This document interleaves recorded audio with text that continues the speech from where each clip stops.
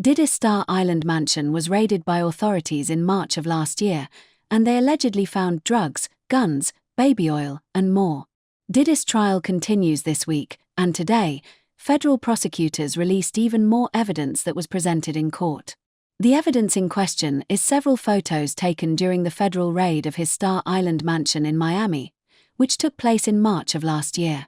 The photos feature guns, bins full of baby oil, sex toys, multiple hard drugs, and more. The photos arrive after Homeland Security Investigations agent Gerard Gannon took the stand yesterday, May 20th. He was the head of the operation that conducted the raid, per TMZ, and described confiscating the kinds of items seen in the photos. Gannon is far from the only person to testify in Diddy's trial so far, however.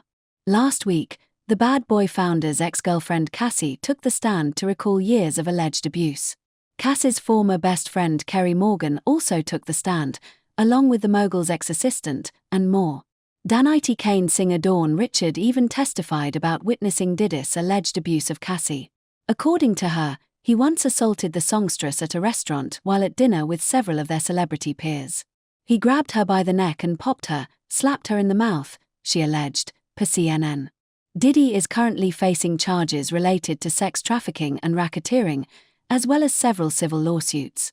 It goes without saying that it's been a rough few months for Diddy.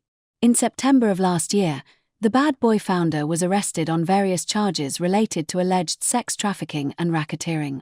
He's been behind bars in New York City even since, and last week, his long-awaited trial finally began.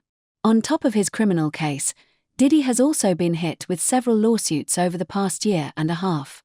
Most of these lawsuits come from individuals accusing him of sexual assault and other forms of abuse.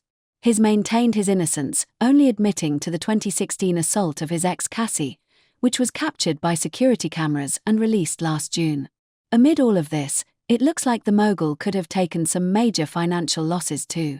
According to CNN, Forbes estimates that Diddy's net worth is at around $400 million. This is a drastic decrease from his estimated $1 billion net worth, the outlet reported in 2022.